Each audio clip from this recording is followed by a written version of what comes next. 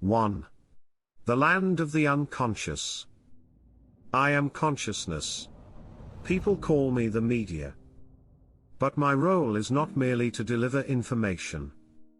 I listen to the voices of the people, record the decisions of the government, sometimes subject to the censorship of the superego, and sometimes swayed by primal urges.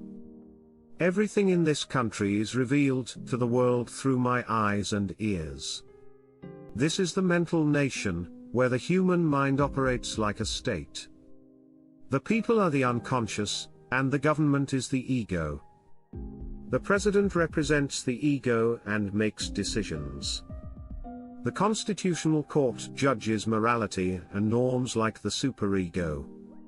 The id is a force with extreme impulses, and I am the recorder of all of this. 2. The people, invisible forces. The reporters of the consciousness news agency I run, the Dreamy Daily, roam the mental nation daily. The people, the unconscious, exist in vast numbers, each with different emotions and memories.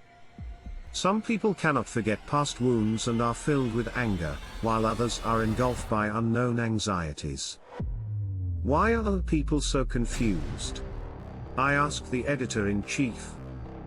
The unconscious is always like that, he answers while sipping his coffee. Memories, emotions, trauma. All of those come together to form the people.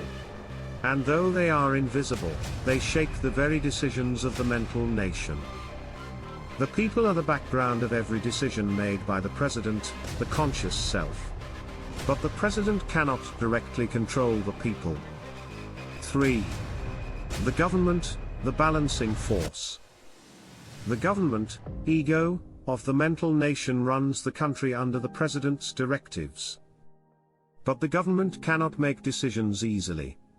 The people, unconscious, carry countless desires and fears, and extreme forces, id, pressure the government.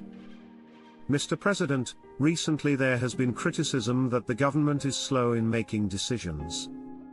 It was the day I was interviewing in the president's office.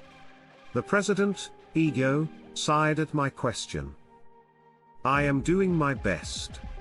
I have to balance between the people's emotions and the moral standards of the superego. But that damn id is the problem. 4. The id, the embodiment of impulses. The id is an extreme force.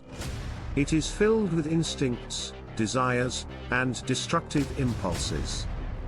On one side, there are the far left, and on the other side, the far right. They both pull the mental nation in opposite directions.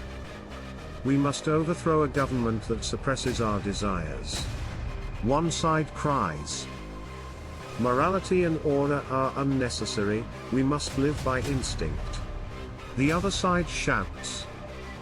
The id is the most primal desire and the source of impulsive actions of the people, the unconscious. If the government, ego, cannot control them, the mental nation will fall into chaos. 5. The Constitutional Court, guardians of morality. The superego is the Constitutional Court. It upholds law and morality, monitoring the president and the government to ensure they make the right decisions. I interviewed a Supreme Court judge of the Constitutional Court. Why can't the government listen to all the voices of the people, unconscious? The judge quietly smiled. If we listened to all the desires of the people, the nation would collapse. Without morality and order, the mental nation would fall into chaos. Just as he said, the superego censors the people's desires and forces the government to follow a moral path. But sometimes, overly strict laws can result in the oppression of the people. 6. Consciousness, the recorder of everything. I returned to my desk and reviewed the article draft. The people, the unconscious, may be invisible, but they are the driving force of the nation. The government, the ego, balances between the people and the superego. The president, the conscious self, runs the government and decides the nation's direction. The id is an extreme impulse, threatening the mental nation. The superego upholds morality and order, but sometimes it can be oppressive. And I, as consciousness, the media, record all of these processes. Am I the one who conveys the truth, or am I the one manipulating the emotions of the people? 7. The mental nation should drink caffeine and awaken. The mental nation is both the mind of a human and a society. There, conflict and balance are constantly repeated. Consciousness sees and records everything but can never choose only one direction. I picked up my pen again. The line of the article I write could change the emotions of the people or alter the government's decisions. But what matters is the gaze toward the truth.